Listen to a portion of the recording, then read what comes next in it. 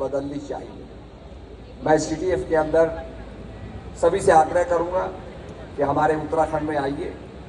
वहां पर चार धाम के अलावा मद महेश्वर, जहां पर भगवान शंकर और पार्वती विवाह के बाद मधु यामिनी के लिए आए, हनीमून के लिए आए, जहां पर उन्होंने विवाह किया त्रिजुगी नारायण। हजारों यात्री बंगाल से जाकर के इन स्थानों का दर्शन प्राप्त करते हैं। और स्वयं विवेकानंद जी कसार देवी में उन्होंने तपस्या की, उत्तराखंड के अंदर उन्होंने भ्रमण किया। और मैं ये बताना चाहूंगा कि कसार देवी एक ऐसा स्थान है जहां पर यह माना जाता है कि कॉस्मिक रेज वहां पर कॉन्सेंट्रेट है। और ये स्थान दुनिया के अंदर दो जगह और है, एक स्टोनहेंज के अंदर, एक माचू पिचू के अंदर। तो ये तीन स्थान कसार देवी, माचू पिचू एंड स्टोनहेंज आपको मिलेंगे जहां पर बहुत कॉस्मिक रेज का कॉन्सेंट्रेशन है। और अगर आप कसार देवी के अंदर नंगे पैर चलते हैं तो सेल्फ हीलिंग होने शुरू हो जाती है। तो मैं आग्रह करूंगा कि आप हमारे उत्तराखंड में आइए। और स्वयं रविंद्रनाथ टैगोर जी भी वहां आते थे अपनी पुत्री को लेकर के, और आज भी उनका राइटर्स बंगलो बना हुआ है। मैंने बहुत से बंगाल के यात्रियों को देखा कि वो जूते उतार के पहले उस बंगले को प्रणाम करते हैं और तब नंगे पैर उसके अंदर प्रवेश करके, जहां पर गुरु रविंद्रनाथ टैगोर ने तपस्या की, कुछ अंश गीतांजलि के लिखे, वो सारी चीजें वो देखते हैं। तो मेरा कहने का मतलब उत्तराखंड एक देव भूमि है जहां देवताओं का वास है।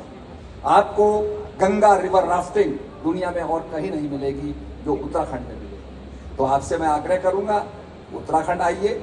एक छोटी सी बात मैं कहना चाहूंगा, हमारे हल्द्वानी से ऊपर कैंची धाम में नीम करोली बाबा जी थे, उनके यहाँ स्टीव जॉब्स गया। वो उस समय हिप्पी था। तो स्टीव जॉब्स ने बाबा को देखा, दर्शन प्राप्त किए और बाबा से कहा, बाबा मुझे प्रसाद दे दो। एक सेब रखा था, बाबा ने उस सेब को लिया, काटा, खाया और खा करके उसको दे दिया। दैट बिटन एप्पल, वो खाया हुआ सेब जो है एप्पल कंपनी का लोगो बन गया।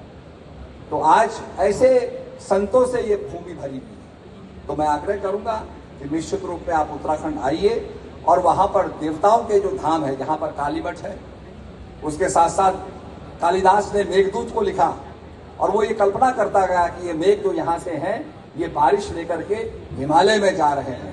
तो हिमालय के अंदर जो आप पर्वतों का शिखर देखते हैं, निश्चित रूप में नंदा देवी भगवती। मार्च के अंदर हमारे हिमालय के अंदर जो भूरास होता है, जिसको रोडोडेंड्रम कहते हैं, वो खिल जाता है और सारी घाटी, सारी वैली लाल हो जाती है। और ऐसा प्रतीक होता है कि मां नंदा भगवती ने एक लाल चुन्नी ओढ़ करके वो बैठी।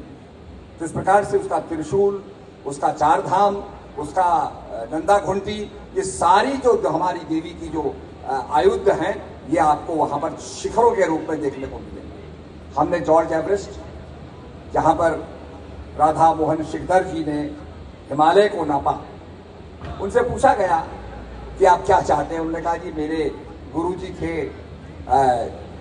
जॉर्ज एवरेस्ट, तो उनके नाम पर ये आप हिमालय की पीक को कीजिए। तो हिमालय की पीक को नापने वाले तो शिकदर थे, बंगाल के थे, परंतु जॉर्ज एवरेस्ट का नाम एवरेस्ट करके उसको रख दिया गया। तो आज आपको जॉर्ज एवरेस्ट का पूरा घर देखने को मिलेगा। वहां पर सैटेलाइट्स जो हमने लगाई है, कैसे उन्होंने कन्याकुमारी से लेकर के जंजीरों के माध्यम से हिमालय को नापा, ये सब कुछ आपको देखने को मिलेगा। तो आपको आग्रह करते हुए, निमंत्रण देते हुए मैं चाहूंगा कि अधिक से अधिक यहाँ से टूरिज्म जाए। मंत्री जी यहाँ पर हैं, अभी नई सरकार यहाँ आई है।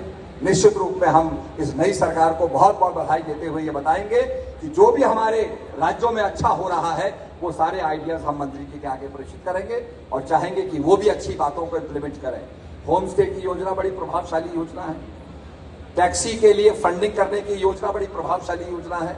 बच्चों को वो ट्रैकिंग रूट्स पर अपने कैंप लगाएं, ये बड़ी प्रभावशाली योजना है।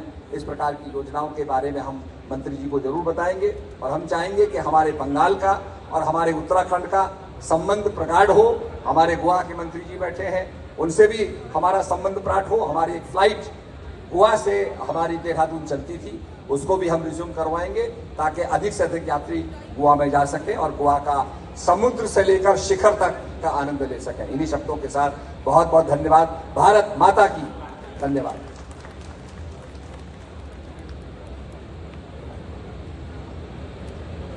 Thank you so much, sir, for beautifully capturing the divine essence of